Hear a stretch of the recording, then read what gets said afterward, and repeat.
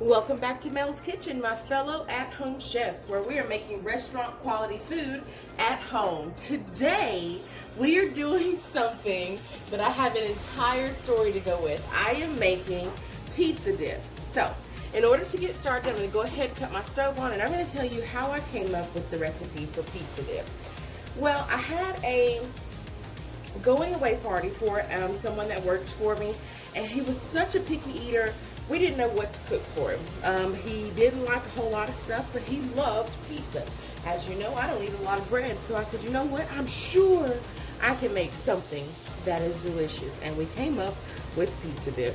So I'm going to go through this. I'm going to make it like a supreme pizza. So I've got some red onions cut up. That's about a half a red onion and half of a bell pepper. That's actually a whole bell pepper.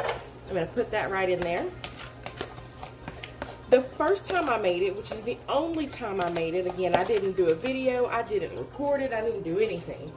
And I took it to the party, and everybody was like, oh my gosh, what's the recipe to this? How do you make this? I need this in my life. And I'm like, yeah, I don't know. I've only ever made it one time, so I'm trying to recreate the dish. I've got some hamburger meat that I'm putting in there because I'm making a lot of it. I'm going to make a few pans and then I'm going to give some away. So we'll see how that is. That's about 2 pounds of hamburger meat that I have there that I'm putting in. I'm obviously going to put in some minced garlic. Again, you're going to put your garlic in because that's what typically you find in a pizza. I'm going to be putting everything that you find in a pizza all together. I'm also going to add some seasoning. So I've got garlic powder on top of that. About 2 tablespoons of garlic powder, and again, that's depending on how much meat you're using. I'm using Tony, great on everything. This is what I typically season my meat with anyway. I gotta stay away from this stuff. This stuff makes me sneeze uncontrollably. And then a little bit of black pepper.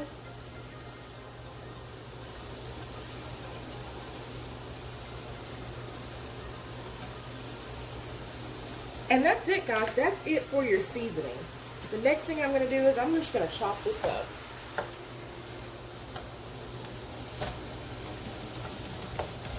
You do not want big chunks of hamburger meat, so as I get ready to do this, we are going to do it where we really get all of the chunks out of it.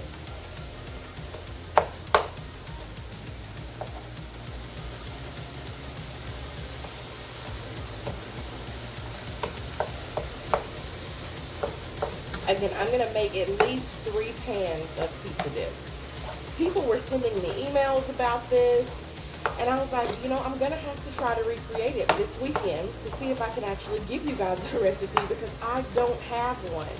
So we're going to try this one out. If it tastes like what I did last time, then you will see this video. If it does not, then I will try again, and you will never see this video. But we are definitely trying to come up with an actual recipe because I was just throwing stuff together. My husband was like, what are you doing? And I was just throwing stuff in, and it tasted amazing. You can eat it with, like I said, I try not to eat a lot of bread. You can eat it with crackers. I did purchase some baguette bread and put a little garlic on there, a little olive oil, and put it all together so that they could dip it in. Some people dipped it with that. Some people dipped it with pita chips. I bought some pita chips. Some people dipped it with crackers. But it was very, very good. So I'm going to show you what this looks like when we're done. But again, we're getting all the chunks out of the hamburger meat. Okay, I'm not going to have you sit here and watch the entire process. But you don't want any chunks left in your hamburger meat. Okay, guys, while my hamburger meat is cooking, I have my kitchen mixer up here, and I'm going to be putting all of this together. This is going on the bottom, okay? The first thing I'm going to do is I'm doing 4 8-ounce pieces of cream cheese. Now, keep in mind that I'm making enough for 4 pans. So if you're making this, you're going to need to take the recipe from the description box and make it much smaller, okay? This is for 4 pans. So I've got that.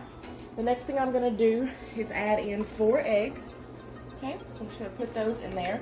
Now, typically I would be stirring this as I go, but I know that you're not going to be able to hear me if I do that. So I'm just trying to kind of put everything in there at once. I'm going to put about a cup of heavy cream in also. I'm also going to go in and put in my seasonings. I'm going to put in some parsley, about 2 tablespoons of that. I'm going to put in some garlic powder.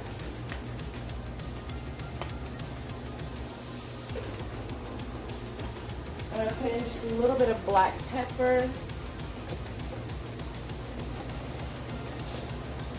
Now, I do have to go ahead and start mixing this together. So, we'll see if I can turn up the volume so you guys can hear me more. And I'm going to start stirring this lightly. As this stirs together, I'm then going to start adding in my cheese.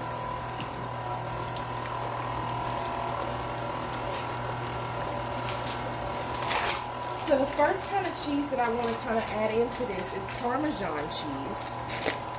So I'm going to take and add in Parmesan cheese. I've added in 2 cups. Actually, this will make about 2 cups once I add this in as well.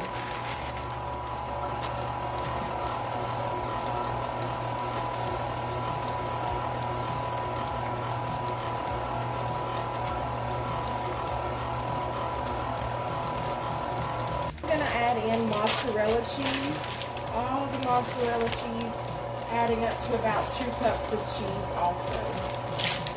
And that's all I'm going to do for this, okay? I'm just going to let this sit. I had a few cheese bags that were still open, so I'm just putting it all in together before I open up my other cheese. Okay? I'm going to let that steer, and then we're going to be good to go. I did forget to tell you I added in some oregano. So I'm just going to get ready to pull this out of here. It is very thick, as you'll see. This is going to be what goes on the bottom of each one of my dishes. So I'm just going to let this sit until everything is done, okay? So that's about the consistency. See how thick that is? And that's what you're looking for. Okay guys, we are ready to put all of this back together. So I'm going to show you, this is what's going on the bottom. I let this sit in the refrigerator for a good 30 minutes before I pulled it back out. So I'm going to take it, and I'm just going to put it on the bottom of each. And again, like I said, I'm making a lot. So you're going to see me spread this all out in each one of these dishes. You do not want this to be warm. You don't want your hamburger meat to be warm when you're putting this on here. It's light and fluffy. You want enough to cover the entire bottom. And I knew that it looked like I'd have just a little bit more, so I actually brought a different pan so that we can have some for lunch. So maybe we can give 4 of these things away.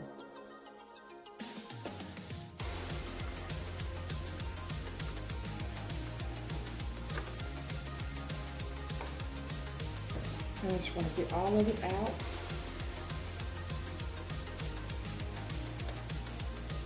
I'm going to make them 2 different ways. One I'll make supreme, well 2 of them I'll make supreme too, and I'll just make like a pepperoni pizza. I'm going to spread it over the bottom, making sure it covers all of the bottom of it.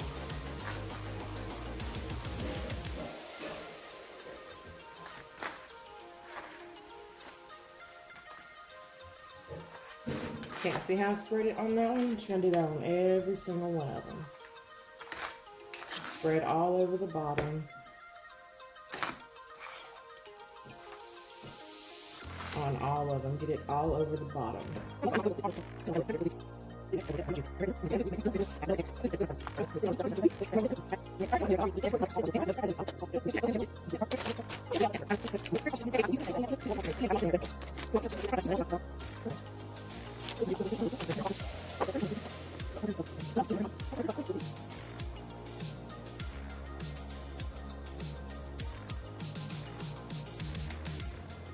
It's ready. Look at this. Pizza dip is coming out of the oven. It smells amazing. Look at that. Look at that.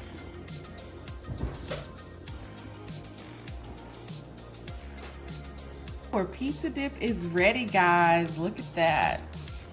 Okay, and hubby is ready to taste it. Let's get it. Pizza dip right here. Get a close up of it. And I don't want to.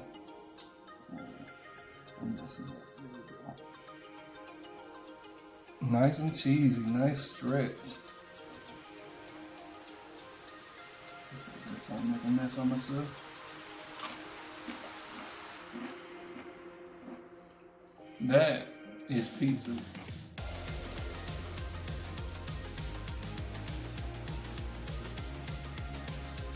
That is good pizza. That tastes like a supreme pizza. And it's good for me because I try not to eat bread, and that's delicious. Let me get another bite. I'm processing here, y'all bear with me.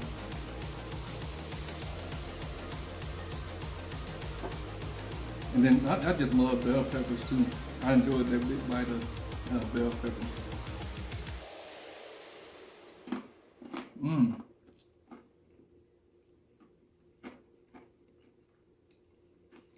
That's so good. All this because somebody really enjoyed pizza and you wanted to try something new. I'm very appreciative of this.